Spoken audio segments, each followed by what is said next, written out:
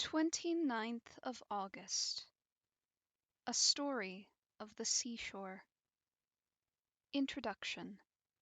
Lines 1 through 6. I sought the long clear twilights of my home, far in the pale blue skies and slaty seas.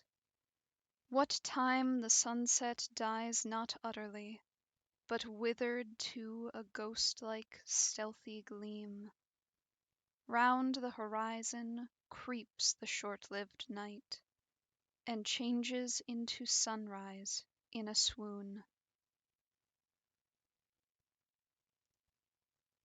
George MacDonald, 1824 through 1905.